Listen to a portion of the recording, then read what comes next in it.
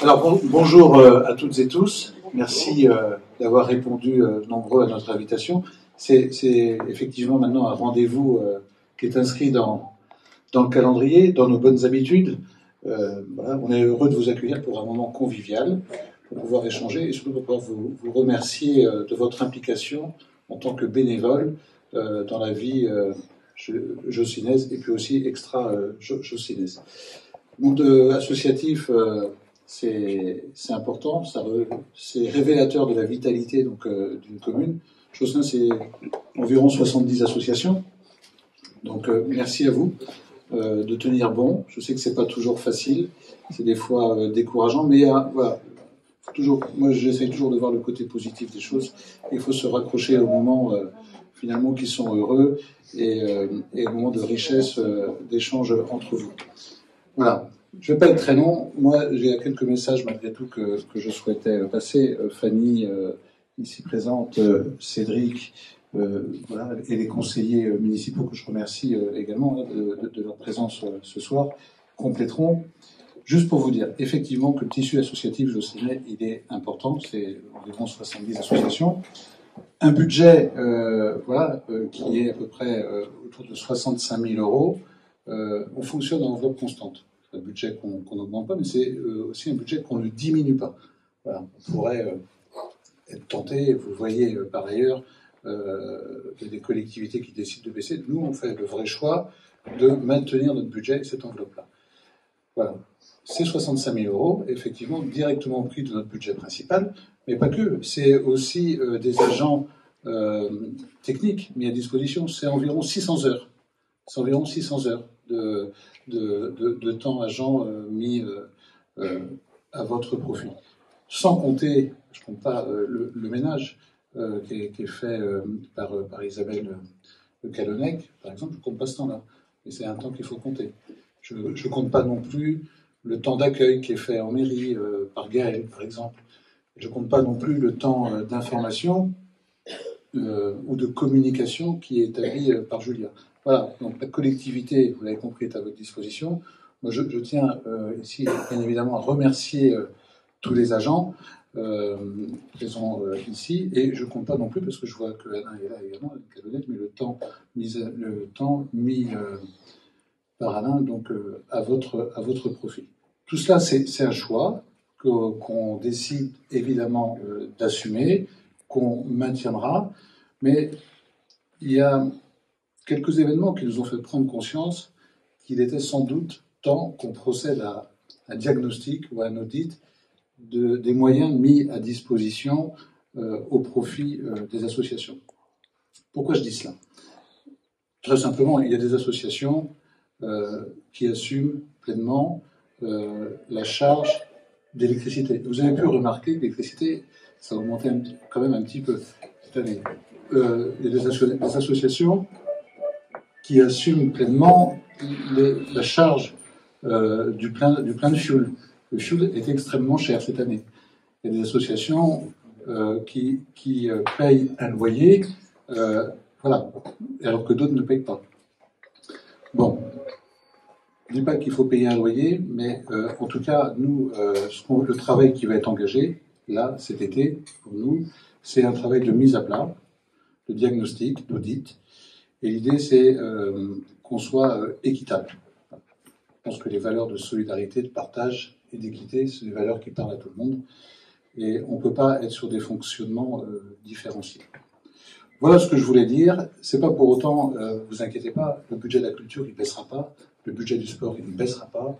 Le budget global ne baissera pas. Mais il sera réparti de manière sans doute un peu plus équitable et plus juste qu'aujourd'hui.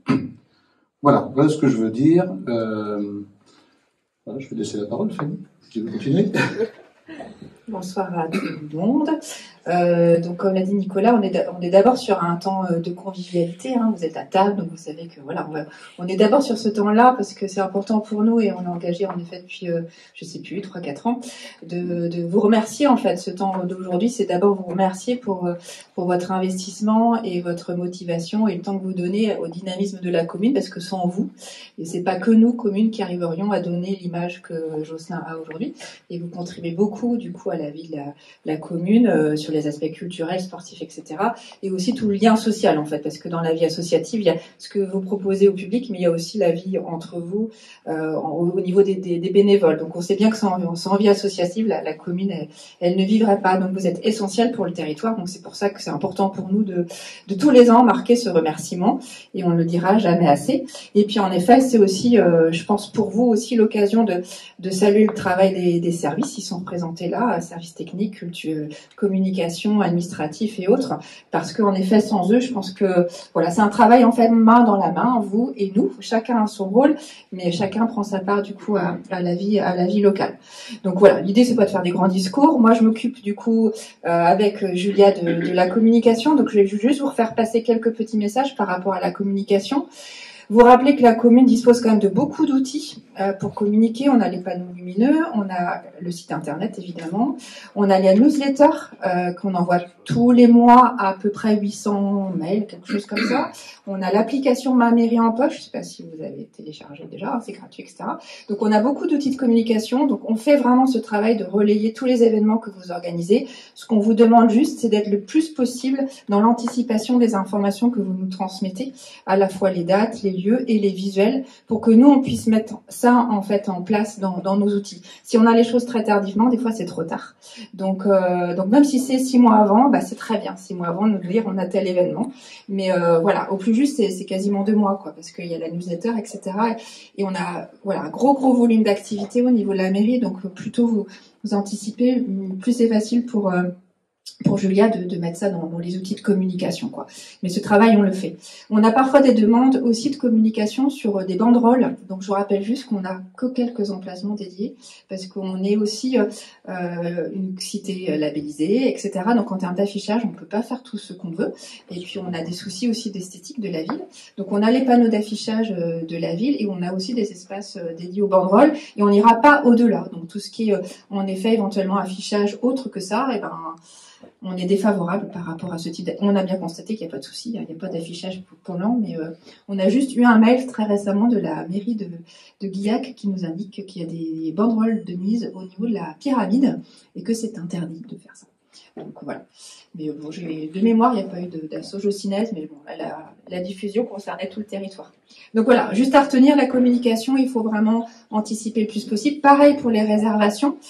Nos outils, notamment ici le centre culturel, et vous l'avez constaté, est très très très utilisé. Là, quand on regarde l'année 2024, je pense que quasiment tout est pris, mais voilà. Donc il faut aussi être dans l'anticipation, dans les réservations de salles et aussi dans les réservations de matériel. Sur la partie service technique, ben, pour ceux qui ont l'habitude, vous avez des listings de besoins, etc.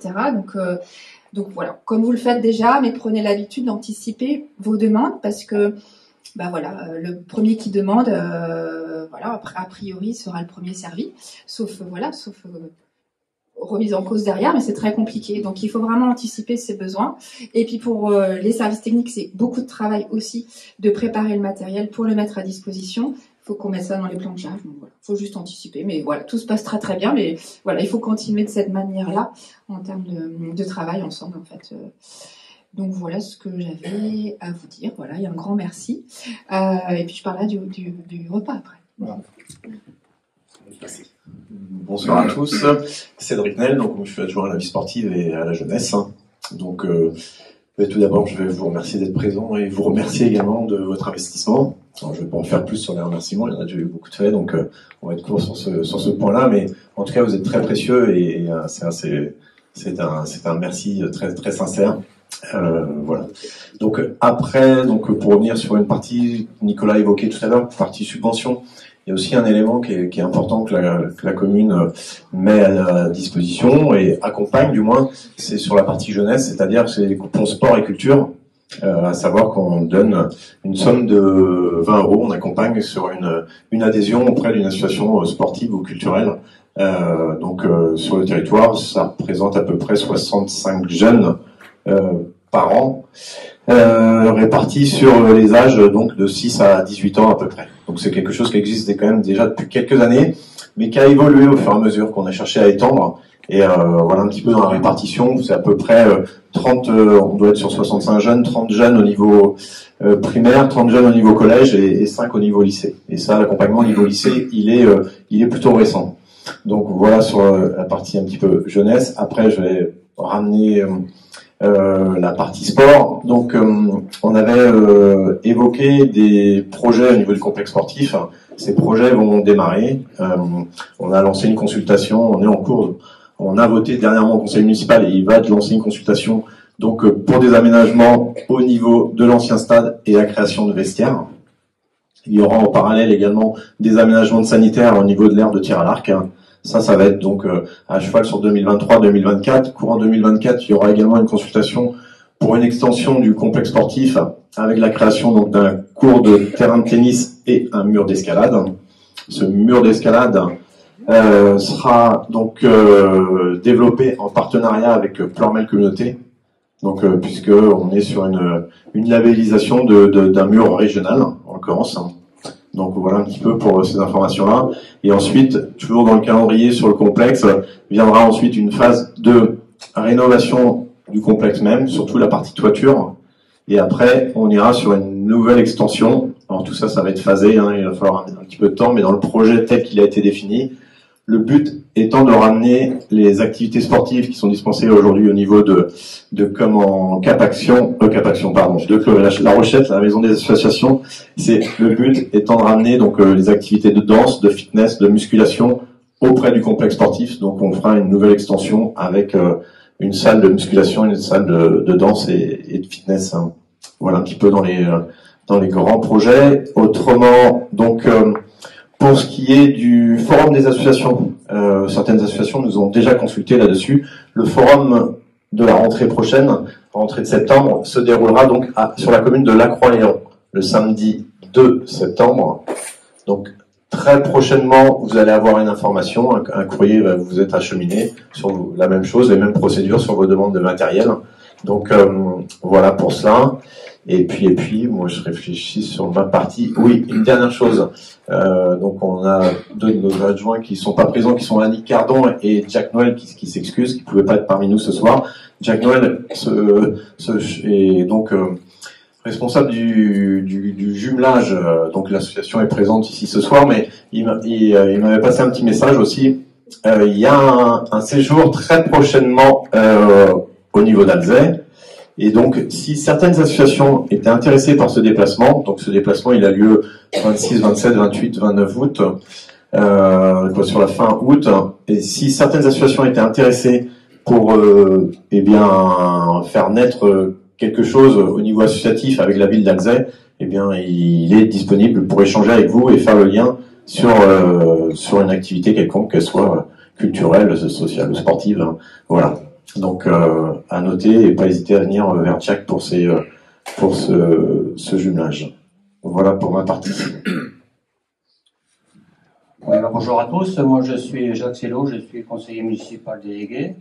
Je suis également président des randonneurs des Pays de Josselin. Je remplaçais Monique Le Serre pour ceux qui la connaissent bien.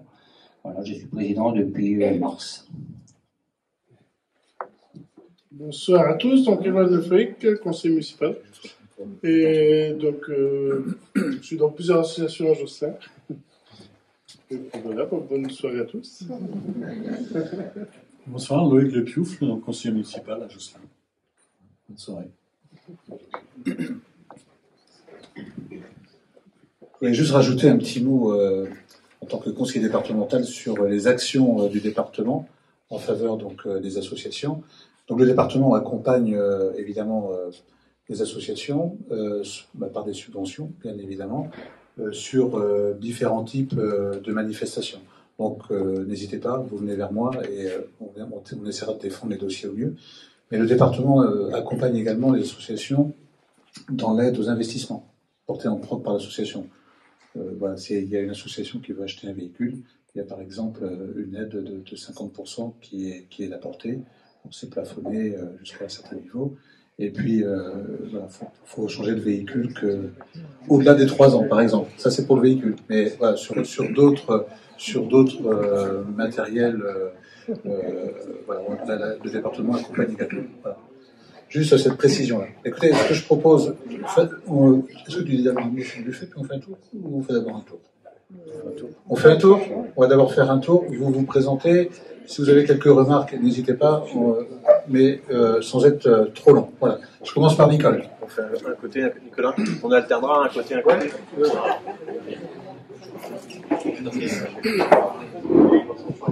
Bonjour, je suis Nicole de Béranger, donc je fais partie de la chorale Notre-Dame du